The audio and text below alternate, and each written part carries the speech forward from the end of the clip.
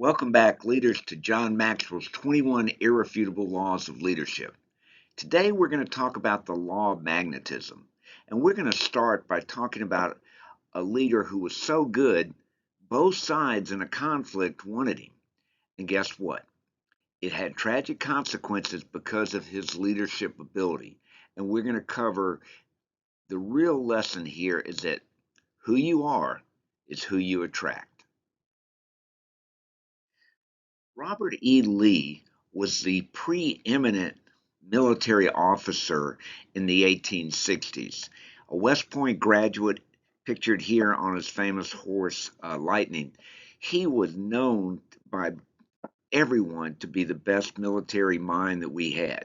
He was so good that when the South succeeded and the conflict of the war between the states started, Abraham Lincoln offered him commandership of the U.S. forces, but Lee, true to himself, could not go against fighting against his home state of Virginia, so he declined the offer, and Jefferson Davis, the president of the Confederacy, offered him the same position with the Confederacy, and he took it.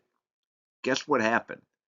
Not only did he take it, but with him, he attracted some of the other great generals and leaders in the U.S. military forces who joined the Confederacy.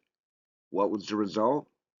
Well, as you can imagine, and as we all know, the Civil War was a 5-year war and had hundreds of thousands of casualties.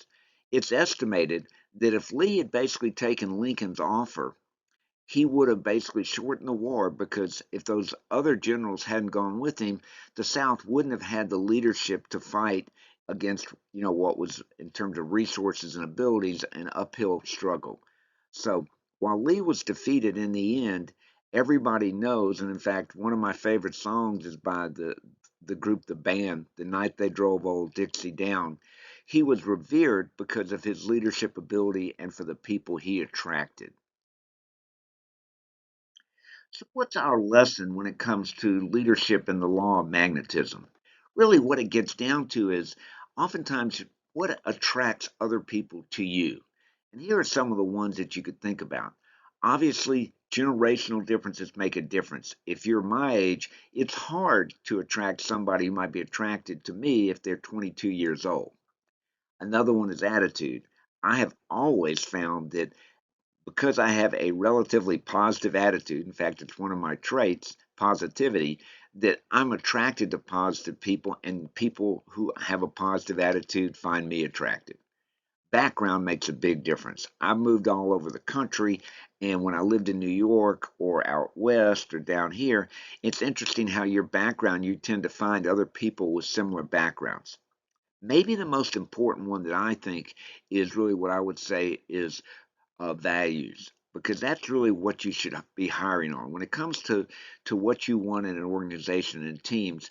Shared values is critical, because here's what happens: if you don't have shared values on a team, it is hard to pull together.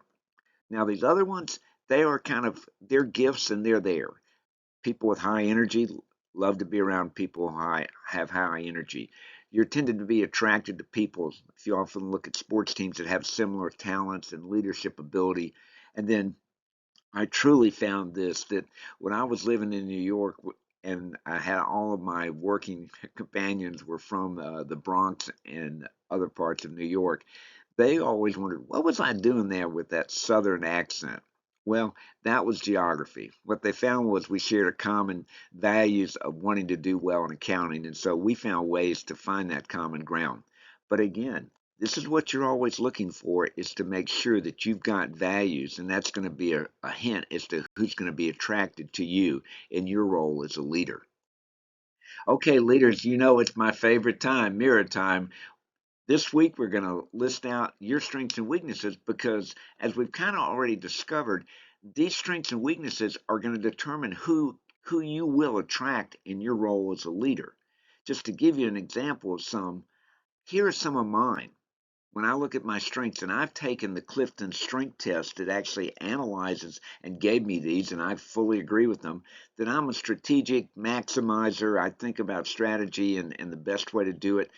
I love ideation, talking about ideas, as you probably know from working with me.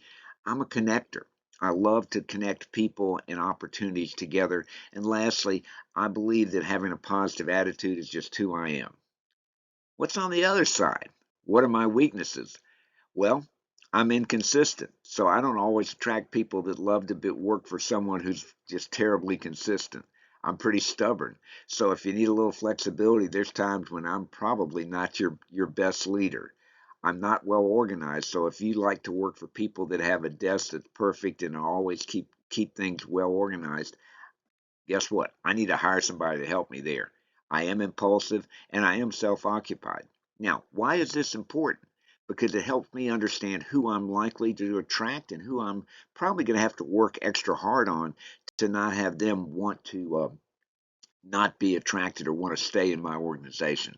So, your exercises, I want you to do the same thing with yourself. And let's see what we learn when we get together to discuss those.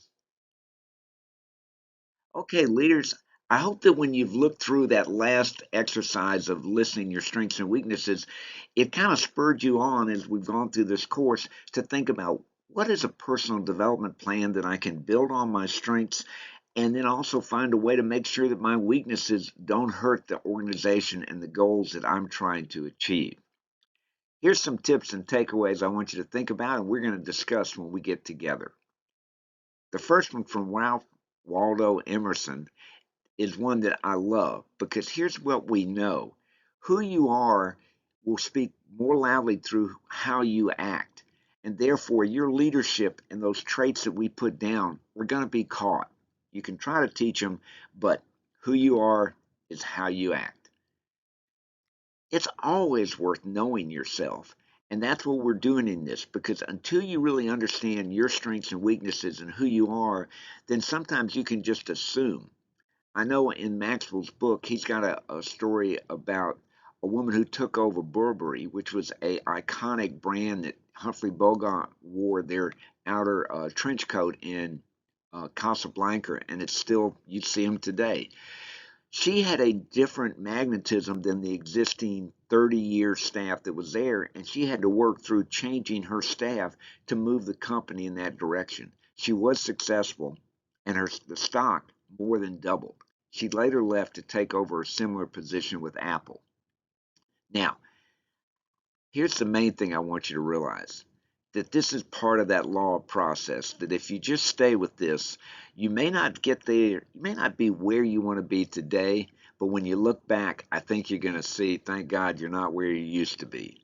That's our goal in this course, and I hope you take a time to just look back at where you were when we started this journey together, and I hope you're energized and ready to move forward.